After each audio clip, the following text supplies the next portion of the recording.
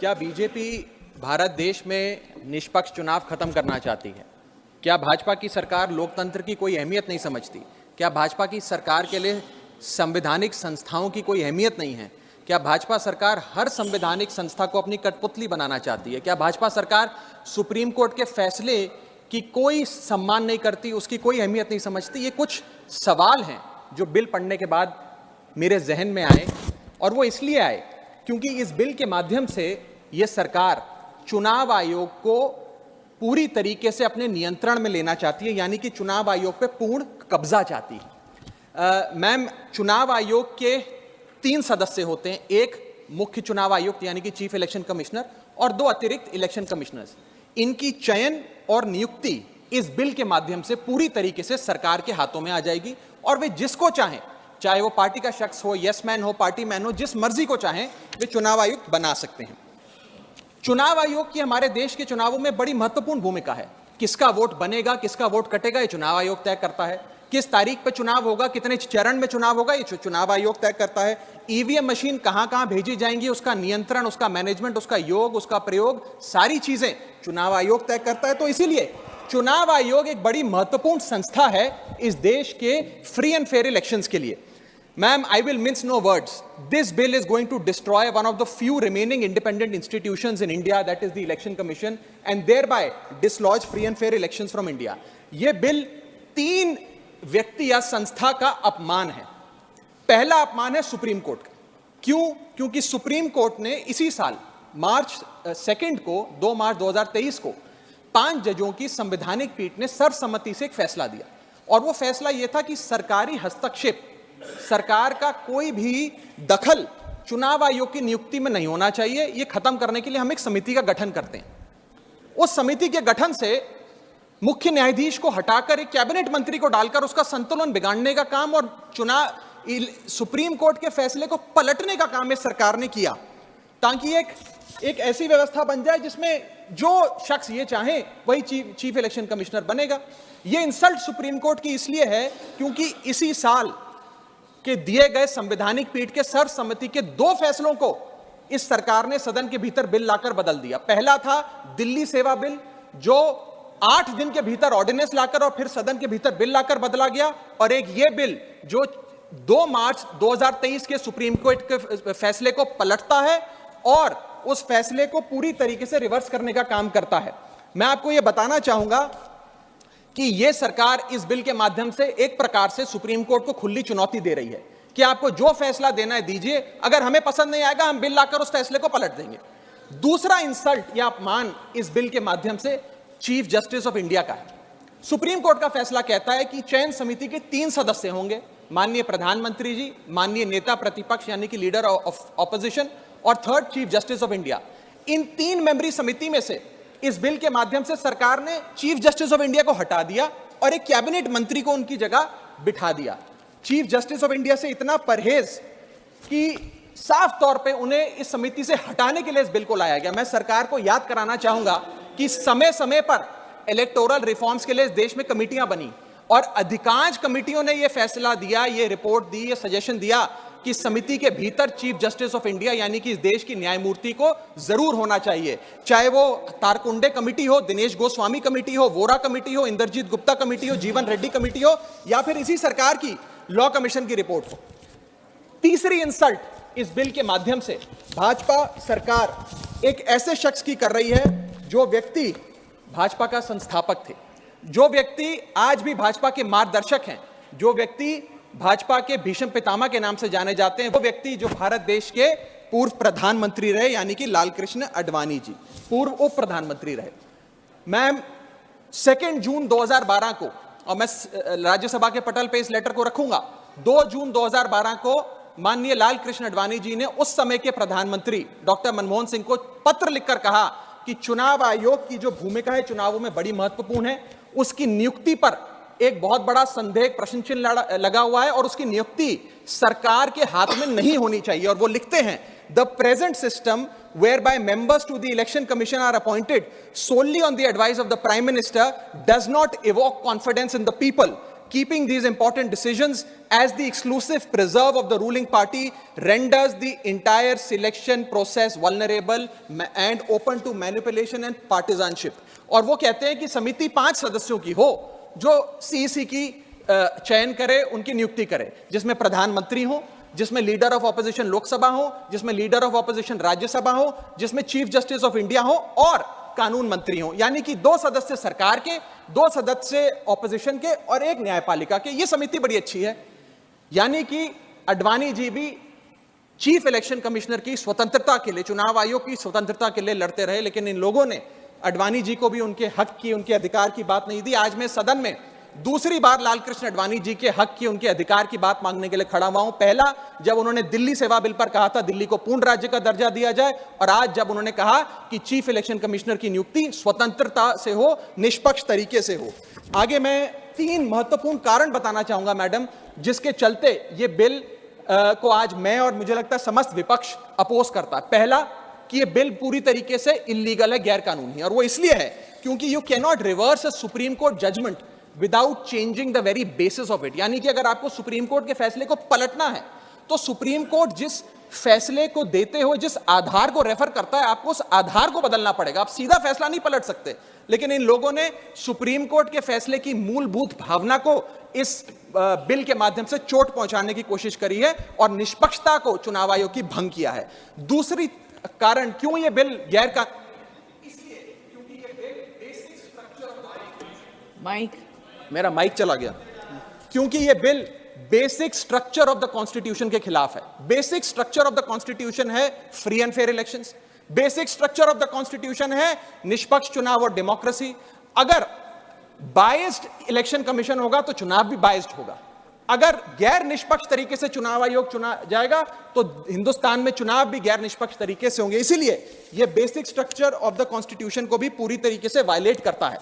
Ma'am, मैं आगे बताना चाहूंगा कि दूसरा महत्वपूर्ण कारण क्यों यह बिल एक प्रकार से सरकार के हाथ में चुनाव आयोग का पूरा नियंत्रण दे देता है। Why is the selection committee biased in the favour of the government?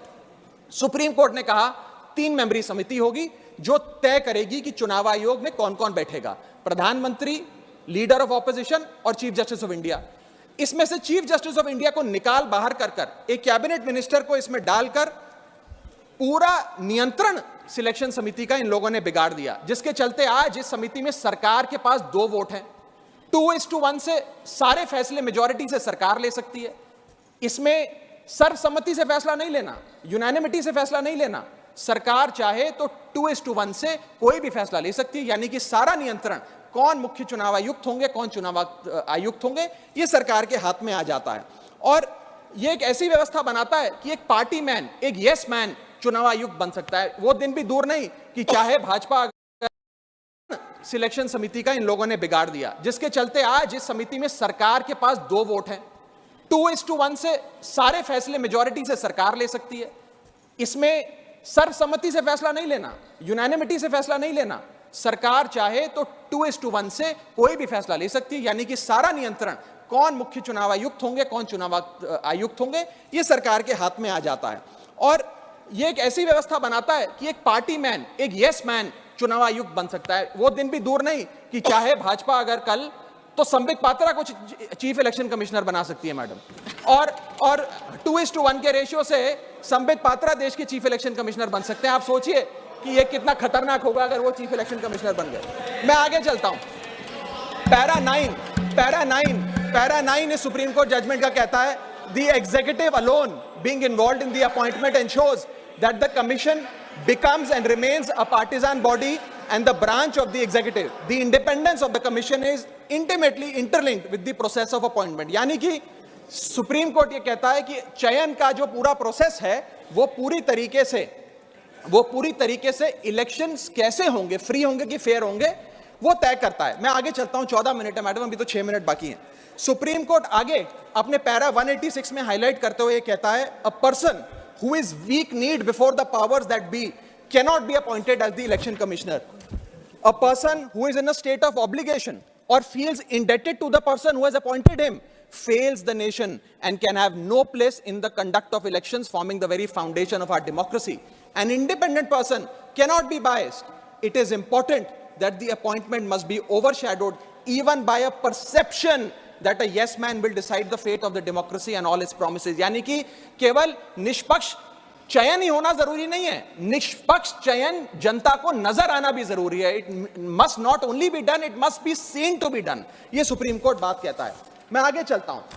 तीसरा कारण कि क्यों हम इस बिल को अपोज कर रहे हैं वो है कि ये जो प्रपोज्ड सिलेक्शन कमिटी है इसमें कोई चेक्स एंड बैलेंसेस नहीं है. चेक्स एंड बैलेंसेस इसलिए नहीं है क्योंकि सारे फैसले तो सरकार के पक्ष में होंगे. 2 मंत्री सरकार के उसमें बैठे हैं, एलओपी को मात्र फॉर्मेलिटी के लिए इसमें बिठाया गया है. तो एक प्रकार का फिक्स्ड मैच इसमें नजर आता है. अब आप ही सोचिए, 3 मेंबरी समिति है जिसमें माननीय प्रधानमंत्री जी हैं, मान लेते हैं हमारे सदन के लीडर ऑफ ऑपोजिशन मल्लिकार्जुन खड़गे जी उसके सदस्य हैं, और 3rd मेंबर अर्जुन मेघवाल जी कानून मंत्री यहां बैठे हैं वो हैं. अब इनकी बैठक चल रही है. इसमें माननीय प्रधानमंत्री जी कहते हैं कि मैं रमेश नाम के शख्स को चीफ इलेक्शन कमिश्नर बनाना चाहता हूं. खड़गे साहब कहते हैं कि मैं रमेश को नहीं सुरेश को चीफ इलेक्शन कमिश्नर बनाना चाहता हूं. क्या अर्जुन मेघवाल जी जो इसी सरकार के कानून मंत्री हैं वो प्रधानमंत्री जी को ये कह सकते हैं कि नहीं नहीं नहीं प्रधानमंत्री जी रमेश ठीक नहीं है, खड़गे साहब ने जिसको नॉमिनेट किया है सुरेश मैं भी उसी के हक में वोट देता हूं, उसका चयन हो, वो चीफ इलेक्शन कमिश्नर बने? ये तो हो ही नहीं सकता. तो जो सरकार चाहेगी वही होगा. तो एक प्रकार से निष्पक्षता और स्वतंत्रता चीफ इलेक्शन कमिश्नर की खत्म करने का काम ये करती है. हमने बचपन में एक मुहावरा सुना था, जिसकी लाठी उसकी भैंस. तो ये पूरी तरीके से इस बिल में सिद्ध होता है कि लाठी भी इनकी तो फिर इस कानून के माध्यम से भैंस भी इनकी. मैं आपको एक और उदाहरण के माध्यम से समझाता हूं. मान लीजिए भारत और ऑस्ट्रेलिया का क्रिकेट मैच हो रहा है. उस क्रिकेट मैच में अंपायर कौन होगा वो एक 3 मेंबर की समिति तय करेगी जो मैच कराएगी. वो 3 मेंबर की समिति में एक ऑस्ट्रेलिया के कैप्टन पैट कमिंग्स होंगे, दूसरे ऑस्ट्रेलिया के प्रसिद्ध प्लेयर डेविड वार्नर होंगे, और 3rd भारत के कप्तान रोहित शर्मा होंगे. अब ये 3 मेंबरी समिति अगर किसी अंपायर को चुनेगी तो वो अंपायर तो हमेशा ही ऑस्ट्रेलिया के साथ होगा क्योंकि 2-1 की बहुमत ऑस्ट्रेलिया के साथ है. तो क्या निष्पक्ष मैच हो सकता है? क्या इंडिया इंडिपेंडेंट मैच खेल सकती है? ऐसा ही कुछ इस चुनाव आयोग के गठन से इस बिल के आने के बाद इस देश में होने जा रहा है. मैं आगे चलता हूं मैडम, मुझे बोलने दीजिए. मैडम मुझे बोलने दीजिए, मुझे डिस्टर्ब ना करें. ये बिल 3 की टेस्ट पे फेल होता है. The test of independence, the test of neutrality and the test of constitutionality. ये हमारा कॉन्स्टिट्यूशनल इंपेरेटिव है कि देश में चुनाव आयोग निष्पक्ष हो ताकि चुनाव निष्पक्ष हो. अगर चुनाव आयोग निष्पक्ष नहीं होगा तो चुनाव निष्पक्ष नहीं होंगे और लोगों की आस्था इस लोकतंत्र से डगमगा जाएगी. मैं सरकार को कहना चाहता हूं, अगर सरकार सुप्रीम कोर्ट के इस फैसले को पलटना चाहती है, अगर सरकार चीफ जस्टिस ऑफ इंडिया को इस समिति से हटाने के लिए इतनी बेकरार है, तो मैं आज सुझाव लाया हूं कानून मंत्री जी. 3 सुझाव मेरे, इनमें से अगर आप कोई सुझाव स्वीकार कर लें तो मुझे लगता है सारा हाउस एक आवाज में आपके इस बिल का समर्थन करेगा. पहला सुझाव यह है, ये 3 ऑप्शन लाया हूं आपके लिए. पहला ऑप्शन यह है कि चुनाव आयोग का गठन, कौन चीफ इलेक्शन कमिश्नर होगा और कौन इलेक्शन कमिश्नर्स होंगे, इसका गठन 2 मेंबरी समिति करे जिसमें 2 लोग हों, प्रधानमंत्री और लीडर ऑफ ऑपोजिशन, ये विपक्ष के नेता. ये 2 मेंबर्स सर्वसम्मति से फैसला ले, यूनानिमिटी से, क्योंकि 2 लोगों में मेजॉरिटी तो हो नहीं सकती. तो 2 लोग सर्वसम्मति से फैसला ले, जो भी नाम तय करेंगे हम सब मान जाएंगे. ये ऑप्शन 1. ऑप्शन 2 मैं देना चाहूंगा सरकार को, जो लालकृष्ण आडवाणी जी ने दिया था. लालकृष्ण आडवाणी जी की बात मान लीजिए, मेरी मत मानिए, आपको आम आदमी पार्टी तो पसंद नहीं, पर अपने पेट्रियार्क फाउंडिंग फादर, आपके पितामह भीष्म लालकृष्ण आडवाणी जी का फॉर्मूला ले लीजिए. 5 मेंबरी समिति, प्रधानमंत्री, कानून मंत्री, leader of opposition in Lok Sabha and Rajya Sabha और चीफ जस्टिस ऑफ इंडिया. ये 5 मेंबरी समिति एक निष्पक्ष चुनाव आयोग का चयन कर लेगी. और तीसरा ऑप्शन, अगर ये दोनों ऑप्शन आपको पसंद नहीं तो मैं आपको वो ऑप्शन बताना चाहूंगा जो कॉन्स्टिट्यूएंट असेंबली में प्रोफेसर शिबन लाल सक्सेना ने दिया था. वो था कि जो भी नाम ये चयन समिति तय करे वो नाम सदन के भीतर लाए जाएं और 2/3 बहुमत लोकसभा और राज्यसभा से नाम पास हो जाए, वो आदमी चीफ इलेक्शन कमिश्नर बन जाए. मैं सकारात्मक बहस कर रहा हूं, मैं ऑप्शन लाया हूं. ये इन 3 ऑप्शंस में से कोई भी ऑप्शन चुन लीजिए. सारे विपक्ष को मनाने की, एकजुट करने की जिम्मेदारी मेरी. मैं अंत में अपनी बात समाप्त करने से इतना बस कहना चाहूंगा मैडम कि ये बिल एक डे लाइट रॉबरी है हमारे देश की डेमोक्रेसी की, लोकतंत्र की. इस बिल के माध्यम से भाजपा डेमोक्रेसी को हाईजैक करना चाहती है. And I on behalf of the आम आदमी party oppose this bill, vehemently oppose this bill, because